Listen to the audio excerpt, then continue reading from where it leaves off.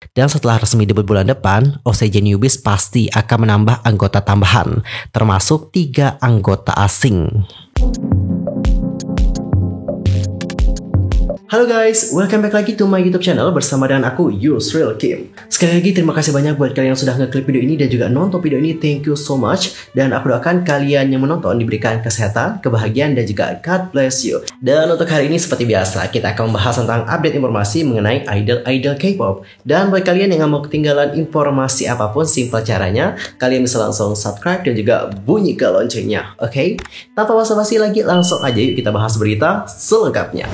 Well, Eurobun, langsung saja kita mulai dari berita pertama, datanya dari Twice. Baru-baru ini Twice menjadi sorotan usai Set Me Free jeblok di chart Melon dan keluar dari top 100 dalam sehari. Pada tanggal 10 Maret, Twice comeback dengan lagu terbaru mereka, Set Me Free. Set Me Free adalah title track dari mini album ke-12 grup tersebut yang berjudul Ready to Be. Namun sayang banget, lagu ini tak terlalu mendapatkan sambutan hangat dari publik. Set Me Free sebenarnya memiliki pesan yang membebaskan dan menginspirasi untuk semua pendengar. Lagu ini mendorong mereka yang merasa terikat ataupun terkekang oleh faktor tidak penting dalam hidup untuk membebaskan diri dan juga mencintai dengan sekuat tenaga. Namun tak lama setelah dirilis, Set Me Free memasuki chart Melon Top 100 di posisi ke-83. Ini tentu mengundang banyak komentar dari netizen di komunitas online Deku, terutama dikarenakan rilisan Twice terdahulu selalu menduduki top 10. Namun kini tidak lagi. Netizen kemudian berkata, setelah kontroversi nyanyi mereka, Korea berhenti mengharapkan sesuatu dari mereka. Ini dikarenakan jarak kemampuan para member yang terus membesar. Sayang banget. Lalu mereka juga bilang, aku suka banget Talk That Talk, lagunya bagus banget, jadi Set Me Free agak kurang. Dan tak lama setelah dirilis, Set Me Free tak mampu naik atau bahkan mempertahankan posisinya di chart Melon. Lagu tersebut turun dari posisi 83 ke posisi 101 yang kembali mengundang komentar dari netizen di komunitas online Deku. Di sini netizen berkomentar dengan mengatakan, itu normal bahwa kamu pada akhirnya akan berhenti menjadi nomor 1 dikarenakan sudah senior. Tapi kalau dari Cha setelah hanya 1 hari dan bahkan tidak bisa berada di top 100, hanya menunjukkan tidak ada yang mengharapkan apapun dari mereka lagi. Twice, sukseslah. Aku suka pop dan alkohol free. Konsep dan lagunya jauh lebih bagus. Lagu JYP akhir-akhir ini jelek deh. Mereka bukan agensi besar lagi. Mereka bisa dibandingkan dengan agensi kecil sekarang. Aku gak pernah menyangka Twice akan keluar dari chart hanya dalam waktu 1 hari saja. Secara pribadi, aku menganggap Twice lebih cocok dengan lagu-lagu yang lebih ceria. Mereka seharusnya membuang bagian rap deh. Dan Eurobun, kalau kalian sendiri bagaimana nih pendapatnya mengenai hal yang satu ini? Nanti langsung aja komen ya di kolom komentar. Sementara itu, Twice menampilkan Set Me Free untuk pertama kalinya di acara The Tonight Show starring Jimmy Fallon. Mereka juga akan bersiap menggelar tur konser dunia Ready to Be dengan kick off di Seoul pada tanggal 15 hingga 16 April mendatang. Dan sebelumnya pada akhir Januari, Twice juga meluncurkan single berbahasa Inggris pra-rilis mereka yakni Moonlight Sunrise yang kemudian menjadi lagu kedua grup tersebut yang debut di Hot 100 Billboard. Adapun untuk Momo mengatakan, sangat berarti bahwa kami dapat menampilkan penampilan lagu pra-rilis kami di penghargaan Billboard Women in Music. Ini adalah lagu yang secara pribadi sangat aku sukai dan penggemar kami sepertinya juga menyukai hal ini. Jadi aku senang kami merasakan hal yang sama. Sedangkan bersama dengan penampilannya di penghargaan Billboard Women in Music Award 2023, Twice dianugerahi penghargaan Breakthrough Artist. Lanjut ke informasi kedua, kita akan membahas tentang Kim Se-ron. Yang mana untuk Kim Se-ron diduga sudah party alkohol nih sejak umur 12 tahun. Oh my god. Kim Se-ron saat ini tengah mendapatkan sorotan dikarenakan kasus driving under the influence atau DUI. Ia juga baru saja melakukan persidangan perdana baru-baru ini. Ramainya kasus DUI Kim Se-ron mendadak membuat salah satu rumor di masa lalu kembali dibahas di komunitas online. Hal ini terkait dengan dugaan bahwa ia melakukan pesta alkohol ketika masih di bawah umur. Potret-potret yang menunjukkan aktris kelahiran tahun 2000 itu bersama dengan teman-temannya dikatakan diambil 10 tahun lalu. Hal itu juga berartikan jika Kim Se-ron kala itu masih berusia antara 12 atau 13 tahun. Kim Se-ron minum dan juga pesta dengan alkohol 10 tahun lalu. Seperti itulah bagaimana Bieber Keynes yang menyebarkan foto-foto mantan aktris cilik itu. Pada foto itu terlihat ada 2 botol wine di atas meja dengan beberapa gelas. Kim Se-ron dan beberapa temannya foto bersama di sofa. Keynes juga dibuat tidak habis pikir mengenai perilaku Kim Se-ron di masa lampau. Ia yang sampai minum minuman keras di bawah umur dirasa sudah keterlaluan. Salah seorang Keynes mengatakan, Ini sangat disayangkan di satu sisi, tapi ketika aku melihat aktris cilik yang tumbuh tanpa masalah apapun seperti Kim Yoo Jong, mereka luar biasa. Bukannya itu ketika dia masih di bawah umur ya. Serius, kenapa dia seperti ini? Dia terlihat seperti anak-anak yang ingin membuat masalah. Maksudku adalah berapa banyak ya anak-anak di luar sana yang tidak minum ketika mereka masih di bawah umur. Belakangan ada idol di foto itu juga loh. Apa ini artinya dia sudah seperti itu ketika masih di bawah umur? Ini benar-benar disayangkan. Foto itu dirilis oleh temannya yang dia percaya. Bener ya, ini sekali lagi menunjukkan kepada kita semua bahwa kita itu jangan terlalu percaya sama siapapun, meskipun itu teman ataupun sahabat kalian ya Yorobun. Buktinya apa? Kayak Sehron ini kan, fotonya juga bahkan disebar oleh temannya sendiri. Oh my god. Dan sebelumnya Kim Sehron juga menghadapi kritik setelah dia memposting foto di Instagramnya hanya 1 hari setelah uji coba pertama untuk DIY-nya. Dalam 3 foto yang ia posting pada tanggal 10 Maret, ia terlihat bekerja di sebuah kafe sambil mengenakan pakaian dari jaringan kafe Korea, yakni Mega Coffee.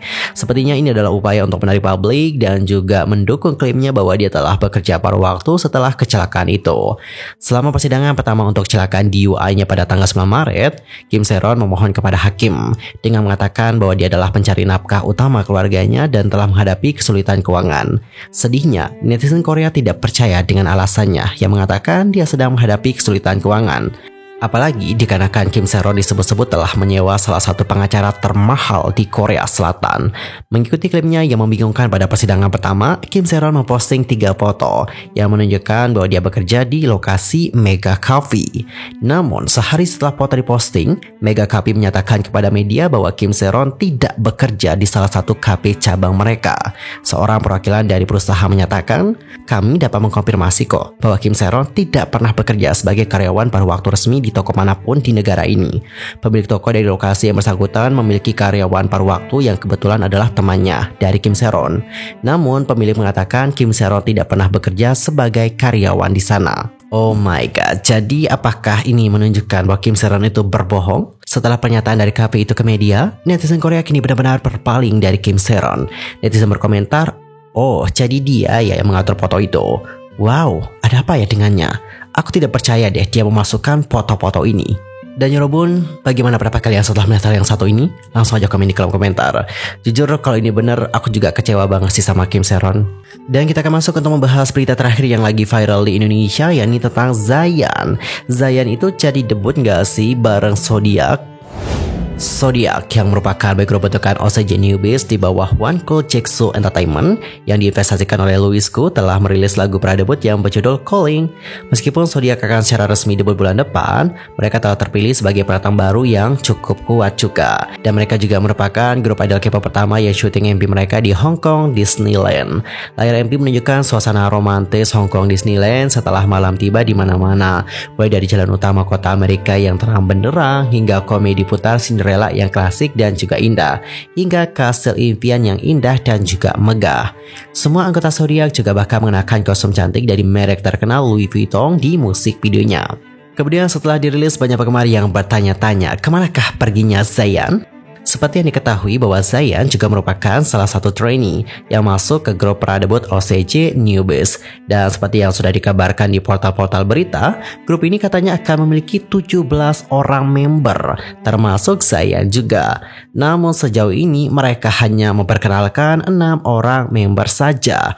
Lalu bagaimanakah dengan sisanya? Apakah yang sudah diperkenalkan merupakan subunit? Dan Yorobun, setelah aku cari tahu lebih dalam nih, aku itu nemu informasi dari media Hong Kong. Medianya itu adalah AM730.